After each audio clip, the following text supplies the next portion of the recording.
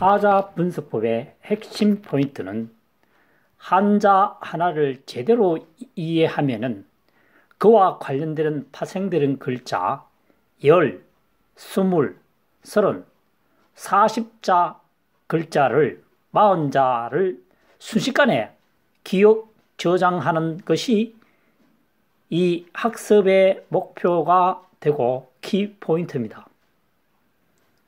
그럼에도 불구하고 아직 이 파자 분석법의 위력에 대해서 제대로 전파되지 않는 것은 한자 사랑의 강의법에 문제가 있거나 아니면은 일반 시중에 배포되고 있는 내용과 별 차이점을 발견하지 못하고 있는 학습자들이 아닌가 이렇게 추측을 해봅니다. 이 강의를 들으신 분은 이제껏 또는 일반 시중에서 보아왔던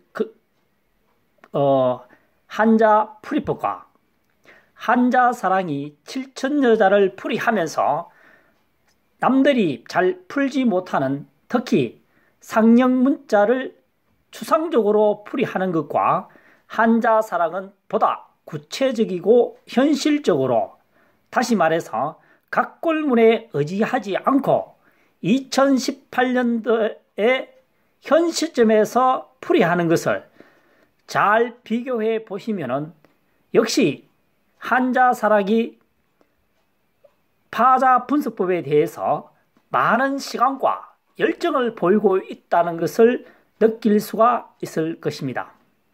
그래서 이번 시간에도 언덕부와 관련된 파자 한자 학습을 풀이해 보도록 하겠습니다. 여기에도 좀 서두에서 지적했다시피 하나를 알면 10, 20, 30, 40자를 능가하는 파자 한자 학습의 핵심 포인트를 실감해 보시기를 바랍니다.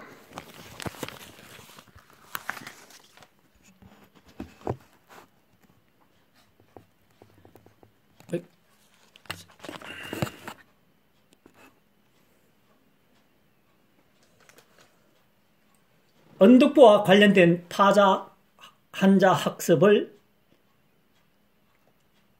설명해 보도록 하겠습니다. 첫 번째, 막을 방자입니다. 언덕부 플러스 모 방자죠. 모는 여기서 모서리를 말하는 것입니다. 또는 사방을 말합니다. 동서남북 사방 이 얘기입니다. 언덕에는 사방이 어떻게 되어 있습니까? 막혀 있다 이런 뜻입니다. 그 분지 같은 역할을 하고 있다는 거죠. 분지지역에서 마치 막혀 있는 것처럼 보인다 해서 막을 방자가 되겠습니다. 두 번째, 언덕 아자입니다. 언덕부 플러스 오를 가자입니다. 우리가 옳다고 할 때는 사람인 경우 고개를 끄덕끄덕 합니다. 그러면은 우리가 언덕에 계단을 올라갈 때는 힘이 드니까 또는 발걸음 위치가 다르니까 끄덕끄덕 하는 것처럼 보이죠. 언덕을 올라갈 때는 고개가 끄덕끄덕 하는 것처럼 보인다. 그래서 언덕 아자가 되겠습니다. 오를 갈 때는 고개를 끄덕끄덕, 언덕 위로 올라갈 때도 몸이 끄덕끄덕 이 얘기입니다. 세 번째, 가까이 할 부자입니다.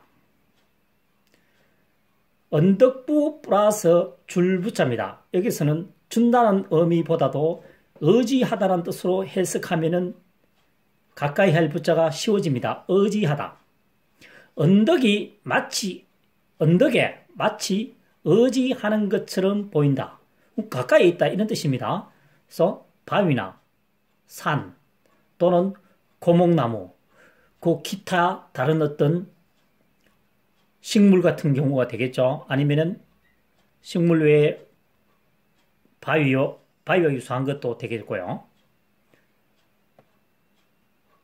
네 번째, 항복할 항자입니다. 또는 떨어질 강자입니다. 떨어진다고 하는 것은 위에서 아래로 떨어진다 이런 의미가 되겠습니다. 언덕부 플러스 내릴 강자입니다. 언덕에서 내려오는 것처럼 보인다.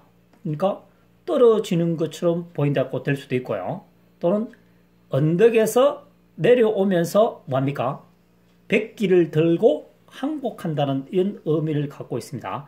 항복할 항자도 되고 떨어질 강자도 됩니다. 이 자는 다섯 번째입니다.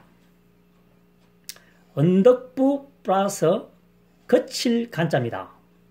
언덕이 거치는 곳, 언덕이 있다고 보죠. 거치면은 강이 있다, 흐르는 강이 있다고 보면, 물이 흐르는 강이 있다고 봤을 때는 어떻게 되어 있습니까?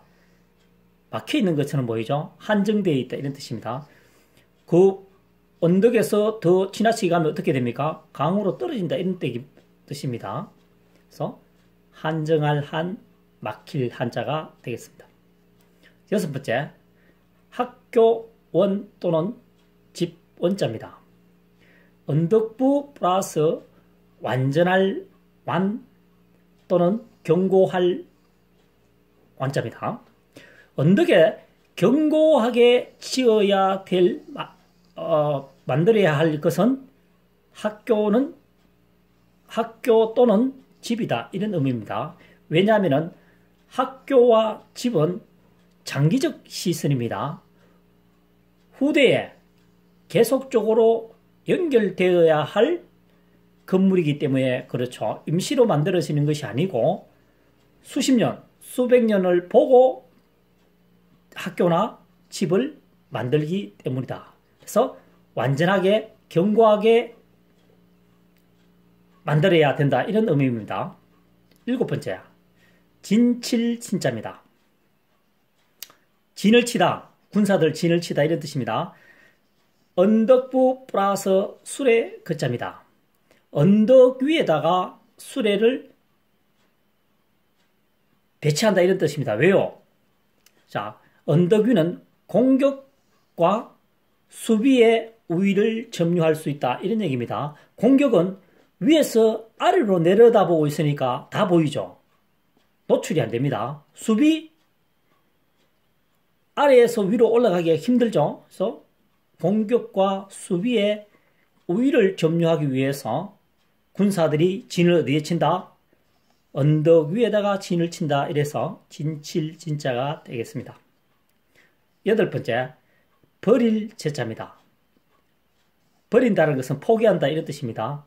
그래서 언덕부 플러스 뭐냐? 나머지여 또는 나여자죠.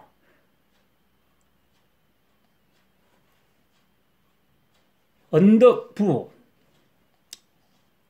그 돼, 곡식을 대는 돼, 한 말, 두 말 있죠? 그 윗부분에 넘쳐 부는 의상으로는 어떻게 됩니까? 아무리 더 갖다 넣어도 더 이상 사여지지 않죠. 그 부분을 버린다는 뜻입니다. 언덕 위로 넘치는 것은 나머지는 버린다. 그래서 버릴 제자가 되겠습니다. 제거하다 이런 뜻이죠. 아홉 번째, 베풀 진자입니다. 언덕부 플러스 동력 동입니다. 이때는 동력이라고 하는 선 해가 떠오르는 곳이죠. 해가 떠오르는 곳이 어떻습니까? 따뜻하다는 뜻입니다. 그래서 새싹도 따뜻한 곳에서 먼저 자란다는 뜻이죠. 그래서 새싹이 자라면서 어떻게 됩니까? 조금씩 그 영역이 넓어지고 있죠. 그래서 그것이 벌려진다, 베풀어진다 이런 뜻입니다. 그래서 베풀 진자입니다. 언덕의 동쪽 부분, 해 뜨는 부분에 새싹이 왕성하게 번진다, 버려진다, 너려진다, 번식한다, 증가한다 이런 뜻입니다. 버릴 진자입니다. 열 번째, 볕양자가 되겠습니다. 언덕부 플러스 햇살양입니다. 언덕에 햇살이 떠오르고 있을 때는 볕이 좀 더 강하죠. 그런 의미입니다.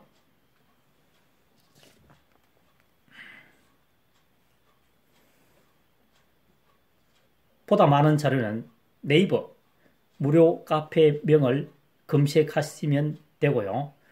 유튜브 동영상에도 수많은 자료들이 게재되어 있으니 열공하시는 분은 참조하시길 바랍니다. 서두에 말씀을 드렸다시피 이 파자 분석법의 핵심 포인트는 이 언덕부 글자를 정확히 이해하고 있으면 이 언덕부와 관련하여